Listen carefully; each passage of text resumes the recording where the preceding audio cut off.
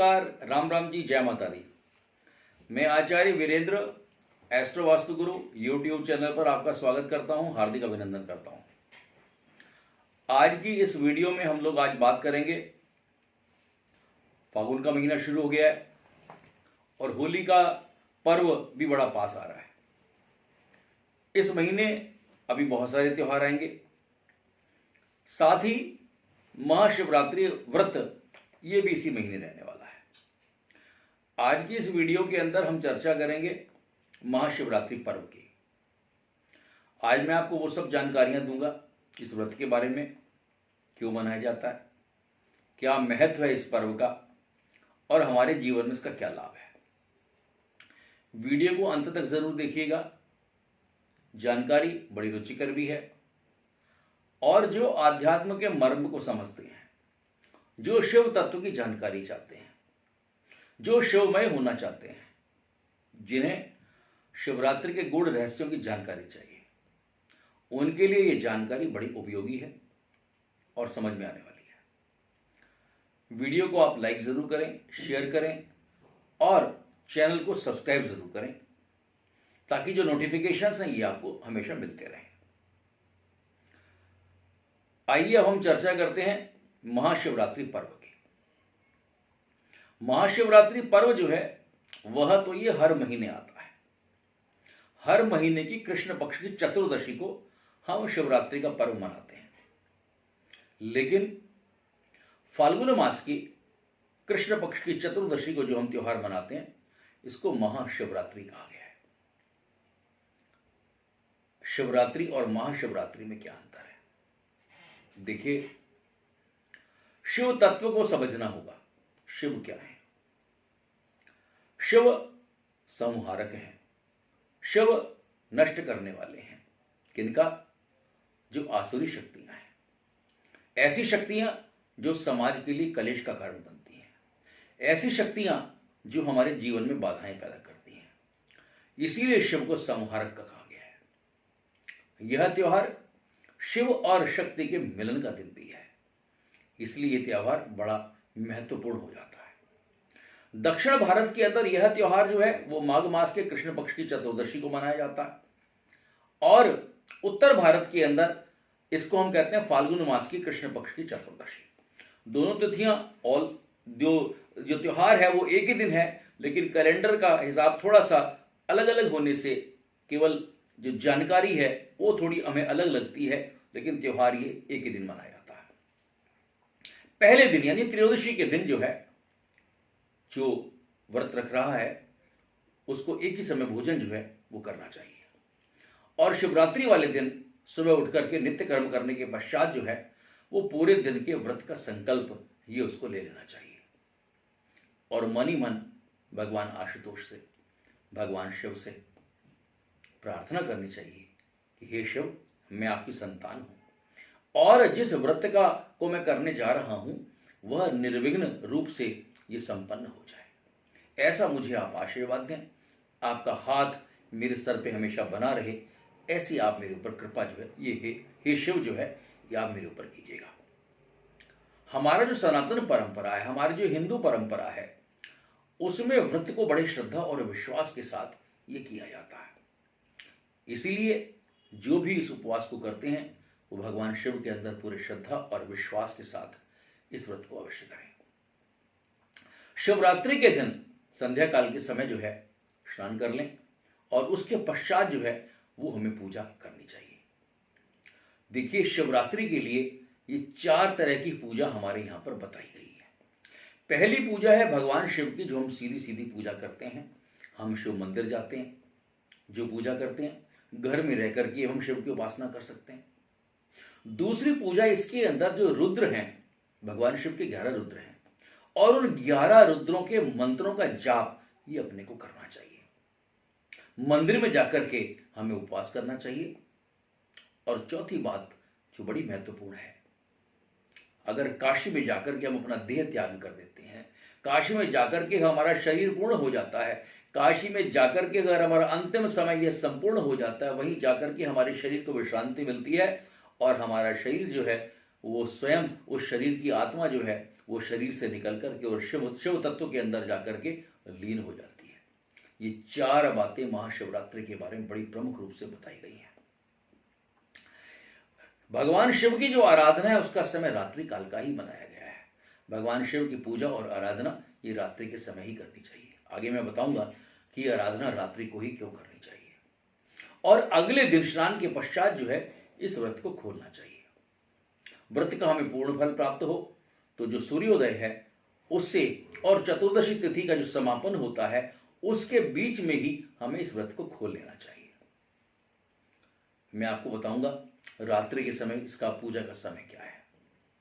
अब सबसे पहले तो मैं जो आपको जानकारी देने वाला हूं उसको बड़े ध्यान से समझिए और सुनिएगा।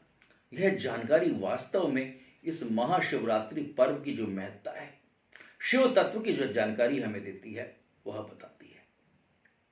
हमारा शरीर जो है यह भोजन से चलता है। हम अन्न, जल, फल, मेवा, मिठाइयां ही खाते हैं और उस अन्न से ही हमारा शरीर जो है पुष्ट होता है। अगर एक बात और मैं आपको बताऊं, अन्न के अंदर मादकता होती है। अन्न खाने से हमारे अंदर आलस पैदा होता है। अन्न खाने से हमें नींद भी आती है। यानी अगर हम भोजन करते हैं तो कहीं ना कहीं हमारी साधना में और हमारी तपस्या के अंदर ये कमी होती है। शिव का अर्थ ही है डिटैच्ड हो जाना। शिव का अर्थ ही है एक दूसरे से अलग हो जाना। शिव का अर्थ है दूरी पैदा करना। लेकिन दूरी किसके साथ? दुर्गुणों से, बुराइयों से, विषमताओं के साथ, शत्रुओं के साथ। विष रूपी जो आसुरी शक्तियां हैं उनसे अनासक्त हो जाना, यही शिव तत्व है। अगर भगवान शिव का ध्यान करना हो, भगवान शिव की आराधना करनी हो तो उसके लिए सबसे पहले हमें भोजन का त्याग करना होगा। इसलिए साधक को बिना भोजन किए ही इस पूजा को करना चाहिए। अन्न ना ग्रहण करने से, जब हम भोजन करते हैं तो हमारे अंदर आलस पैदा होता है, नींद आती है। और जब अन्न ग्रहण नहीं करते हैं तो क्या होता है, हमारा शरीर जो है वो चैतन्य और जागृत रहता है, उसमें चेतना का वास हो जाता है। वह अति सूक्ष्म जो हमारी अवस्थाएं हैं उनको भी संग्रहित कर लेता है। आध्यात्मिक अनुभूति और उपलब्धियां जो जातक, जो साधक, जो पूजा करने वाले अपने जीवन के अंदर वास्तव में आध्यात्मिकता की ओर जाना चाहते हैं, आध्यात्म जिनका विश्वास है, जो साधना करना चाहते हैं, जो आध्यात्मिक अनुभूति प्राप्त करना चाहते हैं और उस आध्यात्मिक अनुभूतियों से कुछ उपलब्धि के लिए ये भगवान शिव की पूजा अर्चना की जाती है। इसमें कोई बाधा पैदा ना हो, इसमें कोई रुकावट पैदा ना हो, इसलिए रात्रि का समय ही निश्चित किया गया है। रात्रि जागरण जो है वह वास्तव में भगवान शिव की आराधना के लिए बड़ा विशेष बताया गया है। भूख जो, जैसे मैंने कहा अन्न का त्याग करना, भूख जो है यह प्राणी मात्र की प्रथम आवश्यकता बताई गई है। और जो इस भूख पर नियंत्रण पा लेता है, जिसने इस भूख पर विजय प्राप्त कर ली है, वह उससे उसकी तितिक्षा की भी वृद्धि होती है। और जिसने अपनी भूख पर विजय प्राप्त कर ली, वो जो उसकी दूसरी आदतें हैं उस पर भी विजय प्राप्त कर सकता है। नदी के अंदर हम लहरों की ओर तो बह करके जा सकते हैं, लेकिन नदी के बहाव के विरुद्ध तैरना ये ऐसा है जैसा भोजन ना करने पर, भोजन को छोड़ने पर शिव तत्व को प्राप्त कर लेना। थोड़ा कठिन है, थोड़ा मुश्किल है, लेकिन कोई भी साधना जो होती है वह कठिन और थोड़ा सा मुश्किल वाली अवश्य होती है। और जहां मुश्किलें और कठिनाइयां होती हैं उसके जो रिजल्ट्स आते हैं, उसके जो परिणाम होते हैं वो बहुत बड़ी आशा के अनुरूप होते हैं। और वैसी कोई जो हमारी आवश्यकताएं हैं, मैंने कहा ना, भोगों को छोड़ देना ही शिव तत्व है। जो हमारी आकांक्षाएं होंगी वो भी केवल परमात्मा को प्राप्त करने के लिए ही होंगी। जो हमारी इच्छाएं होंगी वो भी शिव तत्व को प्राप्त करने वाली होंगी। इसीलिए जब हम भूख छोड़ करके और रात्रि में जागरण करते हैं, रात्रि जागरण के बारे में तो कहा गया है, या निशा सर्वभूतानाम तस्याम जागृति संयमी, अर्थात जो संयमी व्यक्ति होते हैं, जो अपने ऊपर संयम रखते हैं, समस्त प्राणी अचेतन होकर जब नींद की गोद में सो जाते हैं। हम पूरे दिन काम करते हैं और रात्रि के अंदर अचेतन शरीर हो जाता है, उसमें कोई चेतना नहीं होती, मुर्दे के समान हमारा शरीर हो जाता है और हम गहरी नींद के अंदर सो जाते हैं। ये तो वो लोग हैं जो सांसारिक लोग हैं, लेकिन जो संयमी हैं, जो संयम रखते हैं, वो अपनी इंद्रियों पर उपवास से नियंत्रण प्राप्त कर लेते हैं और साधना सिद्धि के लिए एकांत और शांत वातावरण को चुनते हैं। देखिए, जैसे जैसे चंद्रमा बढ़ता है हम पूर्णमासी की ओर बढ़ते हैं, जैसे जैसे रोशनी बढ़ती है, जितने भी हमारी वासनाएं हैं, जितनी भी हमारी जो हमारी इच्छाएं हैं, वो सारी प्रकाश के अंदर बढ़ जाती हैं। लेकिन भगवान शिव ने तो अंधेरे को चुना।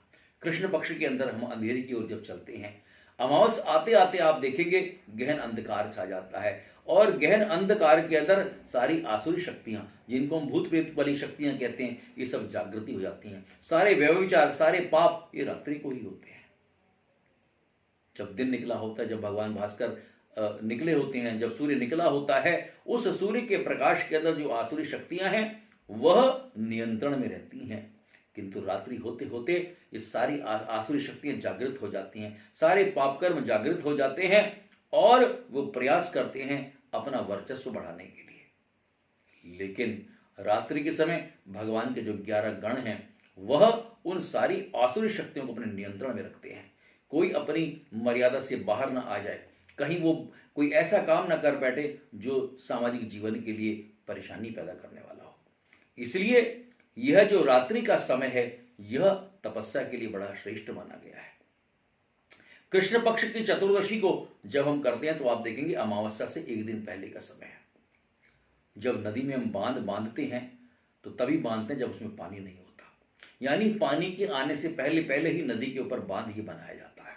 ऐसे ही अमावस्या के आने से पहले पहले ही चतुर्दशी को ही भगवान शिव की आराधना कर देने से वो सारी आसुरी शक्तियों को हम नियंत्रित में कर लेते हैं। इसीलिए इस शिवरात्रि को महाशिवरात्रि कहा गया है, यानी अमावस्या से एक दिन पहले चतुर्दशी को। और एक बात और, बाकी जब हम शिवरात्रि कहते हैं तो महाशिवरात्रि इसको क्यों कहा गया? क्योंकि इसके एक महीने के बाद ही इस वर्ष का भी अंत होने वाला होता है, यानी इस वर्ष के अंत से पहले का जो 11वां महीना है उस दिन ये महाशिवरात्रि आती है। यानी मास के वर्ष के समाप्त होने से एक महीने पहले, और यहां पर तिथि समाप्त होने अमावस्या से एक तिथि पहले, यानी वर्ष के भी अंत होने से एक महीने पहले, और तिथि कृष्ण पक्ष की अमावस्या से भी एक दिन पहले, यानी वर्ष का भी एक महीना पहले और एक तिथि पहले। 11 जो तिथि आती हैं, 11 की जो संख्या आती है, 11वां महीना है, ये वास्तव में भगवान शिव के 11 गणों को भी रिप्रेजेंट करता है, उनका प्रतिनिधित्व करता है। इसी वजह से इस पर्व को ये महाशिवरात्रि का पर्व ये कहा गया है। महाशिवरात्रि का पर्व करने से क्या होगा?